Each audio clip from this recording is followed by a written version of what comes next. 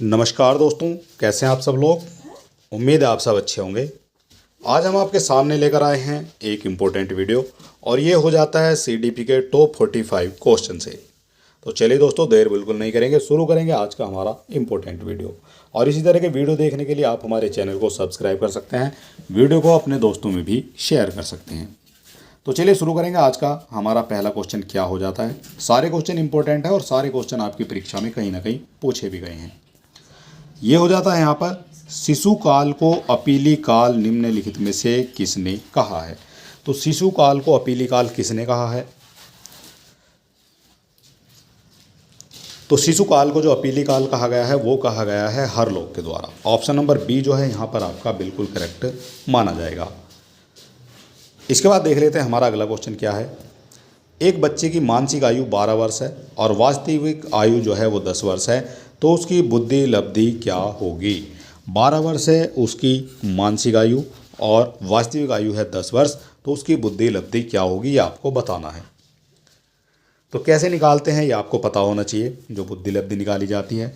तो इसका जो फॉर्मूला होता है वो होता है MV गुना 100। ठीक है, तो इस तरह से MV गुना जब 100 करेंगे तो यहाँ पर आपकी M मतलब मानसिक आयु यानी कि 12 वर्ष, वास्तविक आयु यानी V4 जो है वास्तविक आयु कितनी है तो 10 वर्ष, और गुना करेंगे आपका यहाँ पर 100। तो यहाँ पर 100 से जब काटते हैं तो यहाँ पर हो जाएगा ये 10 और 12 धाम 120। ठीक है, तो यहाँ पर जो इसकी बुद्धि लब्धि आएगी वो आएगी 120, जो आपकी दिखाई गई है ऑप्शन नंबर सी में। तो यही यहाँ पर जो है इसका करेक्ट आंसर माना जाएगा। अगला क्वेश्चन दिखाया गया है हमारा यहाँ पर, निम्नलिखित में से कौन सुमेलित नहीं है। कौन सा हो जाएगा जो सुमेलित नहीं दिखाया गया है। तो विकास व्यक्ति में नवीन विशेषताएं और योग्यताओं जो है प्रस्फुटित करता है, ये कहा गया है हरलोक के द्वारा। तो ये तो आपका बिल्कुल करेक्ट यहाँ पर माना जाएगा। दूसरा हो जाता है, अधिगमकर्ता का विकास एक दूरगामी प्रक्रिया है, ये स्किनर के द्वारा कहा गया है, ये भी करेक्ट हो जाता है। बालक की अभिवृद्धि जैविकीय नियमों के अनुसार होती है, तो ये क्रगमैन के द्वारा कहा गया है। और यहाँ पर तीसरा भी आपका जो है करेक्ट हो जाएगा। और आपसे पूछा गया था कौन सा सुमेलित नहीं है, तो डी हो जाएगा, जो आपका यहाँ पर सुमेलित नहीं दिया गया है। वृद्धि का विकास स्वरूप और परिवर्तन न होकर आचरण में परिवर्तन द्वारा भी होता है, तो ये आपका यहाँ पर गलत माना जाएगा। अगला क्वेश्चन दिखाया गया है, परिपक्वता का जो संबंध है निम्न में से किससे है। परिपक्वता का जो संबंध है वो हो जाता है विकास से। ऑप्शन नंबर ए बिल्कुल करेक्ट यहाँ पर माना जाएगा। अगला क्वेश्चन हो जाता है, गुणात्मक परिवर्तन निम्न में से क्या कहलाता है। जो गुणात्मक परिवर्तन है वो क्या कहलाएगा। अभिवृद्धि, विकास, अभिवृद्धि और विकास, या उपयुक्त सभी। तो जो गुणात्मक परिवर्तन है वो हो जाता है यहाँ पर विकास। ऑप्शन नंबर बी करेक्ट हो जाएगा। बाल्यावस्था कितना वर्ष तक होती है। जो बाल्यावस्था वो कितने वर्ष तक होती है। तो बाल्यावस्था होती है आपकी 12 वर्ष तक। ठीक है, 12 वर्ष तक आपकी बाल्यावस्था होती है और उसके बाद 13 से 19 तक आपकी हो जाती है किशोरावस्था। अगला क्वेश्चन है, अभिवृद्धि और विकास यानी ग्रोथ एंड डेवलपमेंट के सिद्धांत निम्न में से कौन सा नहीं है। कौन सा नहीं है जो आपका अभिवृद्धि और विकास का सिद्धांत नहीं है। तो यहाँ पर हो जाएगा जो पदानुक्रमित सिद्धांत है, ये आपका अभिवृद्धि और विकास का सिद्धांत नहीं है। ठीक है, बाकी समान प्रतिमान का ये आपका अभिवृद्धि और विकास का सिद्धांत हो जाएगा। सतत विकास का सिद्धांत भी उसी का हो जाएगा। और सामान्य से विशिष्ट क्रियाओं का जो सिद्धांत है ये भी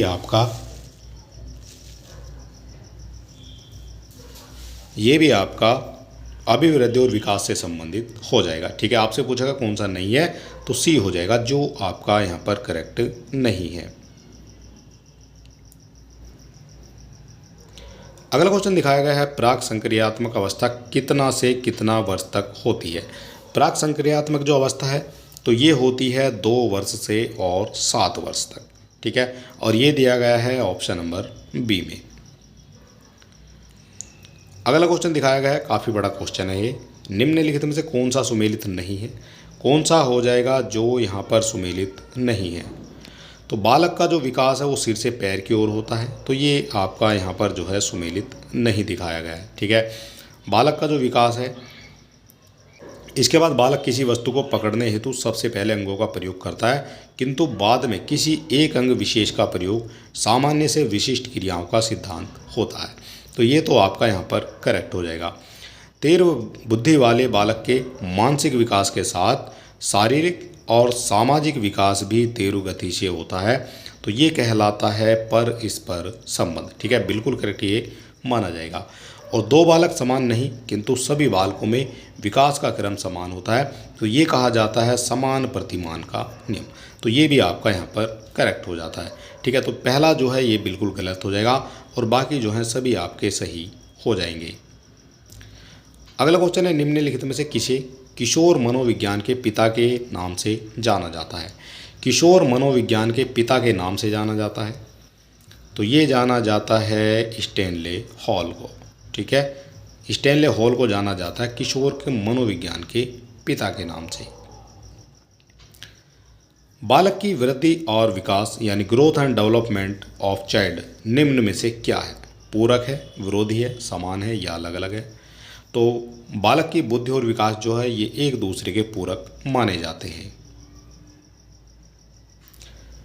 अगला क्वेश्चन है, भाषा की सापेक्षता परिकल्पना निम्न में से किसने प्रतिपादित की थी?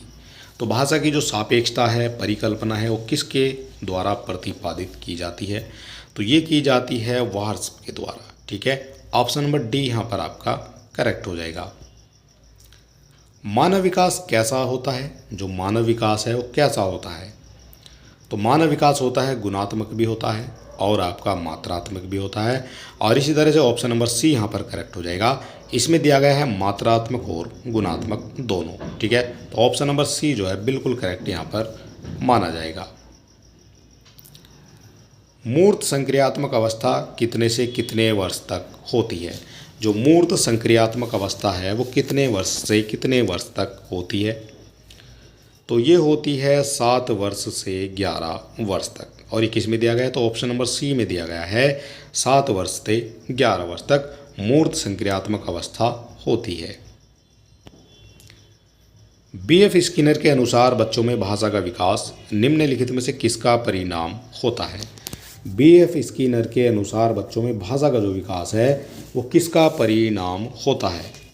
तो वो होता है अनुकरण का भी होता है और पुनर्बलन का भी होता है। उस तरह से ऑप्शन नंबर सी आपका करेक्ट हो जाएगा। इसमें दिया गया है अनुकरण और पुनर्बलन दोनों के द्वारा। ठीक है, तो ऑप्शन नंबर सी बिल्कुल करेक्ट यहाँ पर माना जाएगा। भारत में बाल विकास की शुरुआत किस वर्ष से हुई थी? जो बाल विकास की शुरुआत हुई है भारत में वो हुई है आपकी 1930 से। कब से हुई है? तो ये 1930 से हो जाती है। ठीक है, और 1930 दिया गया है ऑप्शन नंबर ए में। अगला क्वेश्चन है, संवेगों की उत्पत्ति किससे होती है? जो संवेगों की उत्पत्ति है वो किससे होती है? तो संवेगों की उत्पत्ति होती है आपकी मूल प्रवृत्तियों से। ऑप्शन नंबर ए करेक्ट यहाँ पर माना जाएगा।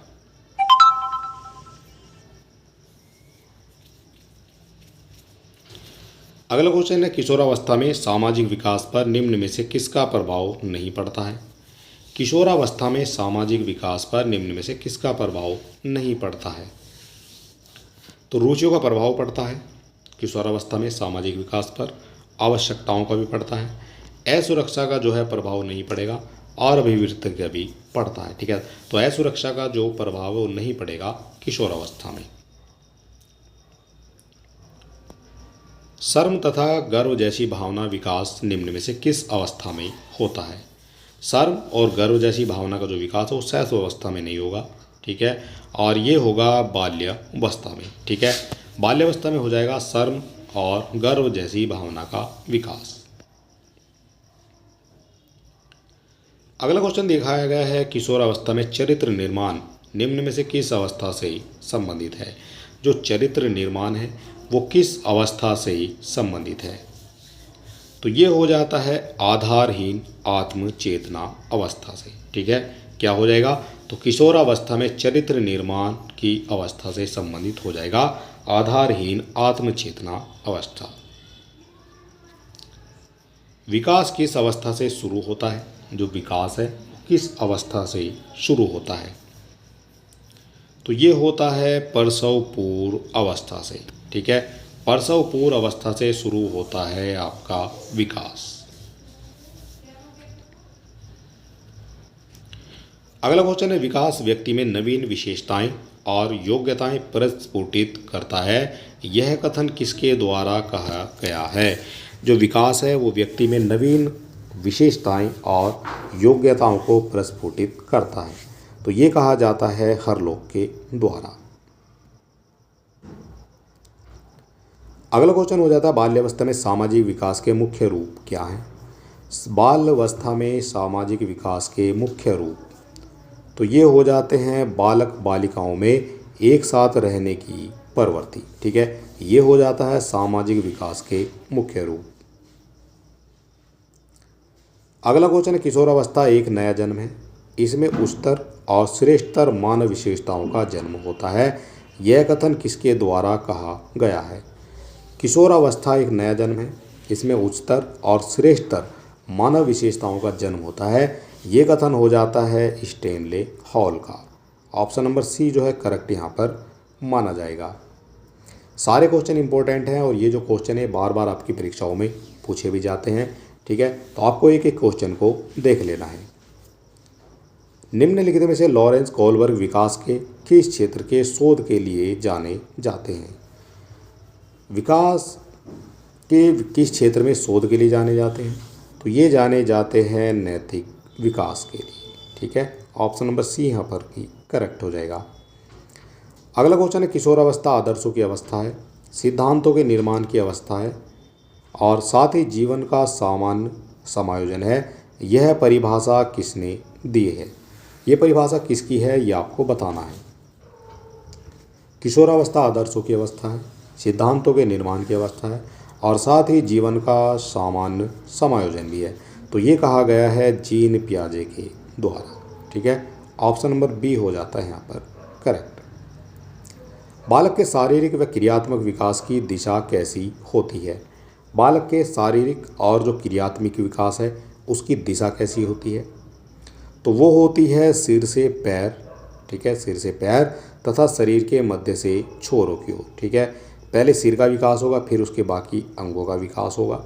ठीक है, और उसी तरह से पहले शरीर के मध्य भाग का विकास होगा, उसके बाद जो है छोरों तक वो जाएगा। ठीक है, तो ऑप्शन नंबर बी जो है यहाँ पर करेक्ट आपका माना जाएगा। मानसिक विकास का संबंध किससे नहीं है? मानसिक विकास का संबंध किससे नहीं है? तो ये नहीं है शिक्षार्थी का वजन एवं ऊंचाई से। ठीक है, शिक्षार्थी का वजन एवं ऊंचाई से मानसिक विकास का संबंध नहीं है। अगला क्वेश्चन है, मैकडूगल के अनुसार मूल प्रवृत्ति जिज्ञासा से संबंधित संवेग कौन सा है? मैकडूगल के अनुसार मूल प्रवृत्ति जिज्ञासा से संबंधित संवेग ये हो जाता है आश्चर्य। ऑप्शन नंबर सी यहाँ पर आपका करेक्ट हो जाएगा। मनुष्य के शरीर में हड्डियों की संख्या किस अवस्था में कम होती है? मनुष्य के शरीर में हड्डियों की संख्या किस अवस्था में कम होती है? तो ये होती है आपकी प्रौढ़ावस्था में। ठीक है, ऑप्शन नंबर डी जो है बिल्कुल करेक्ट यहाँ पर माना जाएगा। अधिगम का पुनरावृत्ति का सिद्धांत निम्न में से किसने दिया है? जो अधिगम का पुनरावृत्ति का सिद्धांत है ये दिया गया है आपका पैट्रिक पावलोव के द्वारा। ऑप्शन नंबर सी जो है बिल्कुल करेक्ट यहाँ पर माना जाएगा। बिग व हेड किस अवस्था की विशेषताओं को सर्वोत्तम रूप से व्यक्त करने वाला एक शब्द है? परिवर्तन, परिवर्तन शारीरिक, सामाजिक और मनोवैज्ञानिक होता है। तो ये आपको बताना है बिग व हेड किस अवस्था की विशेषताओं को संयुक्त सर्वोत्तम रूप से व्यक्त करने वाला एक शब्द है परिवर्तन। ठीक है, तो ये हो जाता है किशोरावस्था। ऑप्शन नंबर सी जो है बिल्कुल करेक्ट यहाँ पर माना जाएगा। अगला क्वेश्चन हो जाता है, क्रिस्टीना अपनी कक्षा को क्षेत्र भ्रमण पर ले जाती है और वापस आने पर विद्यार्थियों के साथ भ्रमण पर चर्चा करती है, वह निम्न में से किस और संकेत करता है? तो पहले क्रिस्टीना जो है अपनी कक्षा को भ्रमण पर ले जाती है और जब वापस आती है तो विद्यार्थियों के साथ फिर उस पर चर्चा करती है कि वहाँ गए थे, क्या क्या करा, क्या क्या आपने देखा। ठीक है। तो इस तरह से वो चर्चा करती है, तो ये कहा जाएगा सीखने के लिए आकलन, ठीक है। तो ये सिखाने के लिए जो है वहाँ पर लेकर गई थी। मानव विकास कुछ विशेष सिद्धांतों पर आधारित है, निम्न में से कौन सा मानव विकास का सिद्धांत नहीं है? कौन सा हो जाएगा जो मानव विकास का सिद्धांत नहीं है? तो निरंतरता का जो सिद्धांत है ये आपका मानव विकास का सिद्धांत हो जाएगा। अनुक्रमिकता का भी हो जाता है और सामान्य से विशिष्ट की ओर ये भी हो जाएगा। लेकिन जो प्रतिवर्ती का सिद्धांत है ये आपका गलत यहाँ पर माना जाएगा, ठीक है। आपसे पूछा गया था मानव विकास कुछ विशेष सिद्धांतों पर आधारित है, इनमें से प्रतिवर्ती जो है वो सिद्धांत नहीं है। भाषा विकास के लिए प्रारंभिक बचपन निम्न में से कौन सा काल है? भाषा विकास के लिए प्रारंभिक बचपन कौन सा काल है? तो ये होता है अति संवेदनशील, ठीक है। बी हो जाता है यहाँ पर करेक्ट आंसर। निचली कक्षाओं में खेल पद्धति मूल रूप से किस पर आधारित है? खेल पद्धति मूल रूप से किस पर आधारित है? तो ये हो जाएगी विकास एवं वृद्धि के मनोवैज्ञानिक सिद्धांतों पर, ठीक है। जो आपकी निचली कक्षाओं में खेल पद्धति है मूल रूप से किस पर आधारित है? तो ये हो जाएगी विकास और वृद्धि के मनोवैज्ञानिक सिद्धांत पर। शब्द शिक्षा शास्त्र का क्या अर्थ होता है? शिक्षा शास्त्र का अर्थ आपसे पूछा गया है, तो ये हो जाता है बच्चा नेतृत्व करने के लिए, ठीक है। जो आपका शिक्षा शास्त्र का अर्थ है ये हो जाएगा बच्चे का नेतृत्व करने के लिए। अगला क्वेश्चन हो जाता है बालक का विकास परिणाम कैसा है? बालक का विकास परिणाम है ये हो जाता है वंशानुक्रम भी हो जाता है और एक आपका वातावरण में भी हो जाता है। तो इस तरह से ऑप्शन नंबर सी करेक्ट यहाँ पर माना जाएगा। वंशानुक्रम और वातावरण की अंतर प्रक्रिया का जो है ये परिणाम माना जाएगा, ठीक है। तो ऑप्शन नंबर सी जो है बिल्कुल करेक्ट यहाँ पर माना जाएगा। शिक्षा शास्त्र अध्ययन क्या है? जो शिक्षा शास्त्र है उसका अध्ययन क्या है?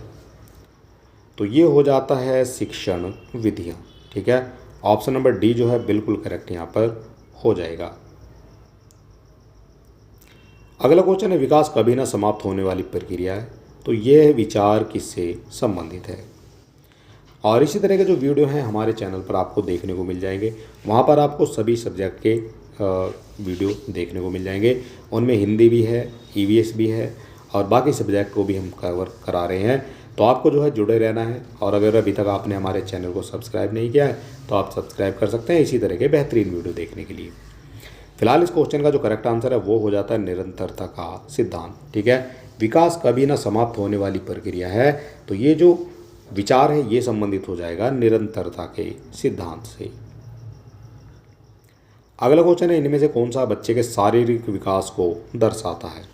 बच्चे के शारीरिक विकास को दर्शाता है, तो ये दर्शाता है मात्रात्मक विकास, ठीक है। तो ये जो है बच्चे के शारीरिक विकास को दर्शाता है। अगला क्वेश्चन है व्यक्तिगत शिक्षार्थी एक दूसरे से किस में भिन्न हैं? जो व्यक्तिगत शिक्षार्थी हैं एक दूसरे से किस में भिन्न हैं? तो ये हो जाते हैं विकास की दर में भिन्न होते हैं व्यक्तिगत शिक्षार्थी, ठीक है। किस में हो जाएंगे? तो विकास की दर में ये भिन्न हो जाएंगे। बच्चे की वृद्धि और विकास का अध्ययन करने के लिए सबसे अच्छा तरीका निम्न में से कौन सा है? बच्चे की वृद्धि और विकास का अध्ययन करने के लिए सबसे अच्छा तरीका, तो ये हो जाएगा विकासात्मक विधि, ठीक है। ये हो जाती है बच्चे की वृद्धि और विकास का अध्ययन करने के लिए सबसे अच्छा तरीका। अगला क्वेश्चन हो जाता है हमारा लॉरेंस कॉलबर्ग विकास के क्षेत्र में किसके शोध के लिए जाने जाते हैं? जो लॉरेंस कॉलबर्ग हैं ये विकास के किस क्षेत्र में किसके शोध के लिए जाने जाते हैं? तो ये जाने जाते हैं नैतिक विकास के लिए, ठीक है। ऑप्शन नंबर डी यहाँ पर आपका करेक्ट हो जाएगा। अगला क्वेश्चन हमारा शिक्षण प्रक्रिया को बढ़ाने के लिए प्रौद्योगिकी के उपयोग को शिक्षा में क्या कहा जाता है? शिक्षण प्रक्रिया को बढ़ाने के लिए प्रौद्योगिकी के उपयोग को शिक्षा में क्या कहा जाएगा? तो ये कहा जाता है ICT, ठीक है। ऑप्शन नंबर बी जो है यहाँ पर आपका करेक्ट हो जाएगा। इसकी फुल फॉर्म की बात करते हैं तो ये हो जाता है इंफॉर्मेशन कम्युनिकेशन और टेक्नोलॉजी, ठीक है, तो इसको ICT यहाँ पर कहा जाता है। तो ऑप्शन नंबर बी जो है बिल्कुल करेक्ट यहाँ पर माना जाएगा। और चलिए दोस्तों, आज का जो वीडियो है ये समाप्त होता है। वीडियो आपको कैसा लगा ये आप हमें कमेंट बॉक्स में लिख सकते हैं, और अगर अभी तक आपने हमारे चैनल को सब्सक्राइब नहीं किया तो आप सब्सक्राइब कर सकते हैं, वीडियो को अपने दोस्तों में भी शेयर कर सकते हैं। तो चलिए दोस्तों, मिलते हैं नेक्स्ट वीडियो में, तब तक के लिए नमस्कार, जय हिंद।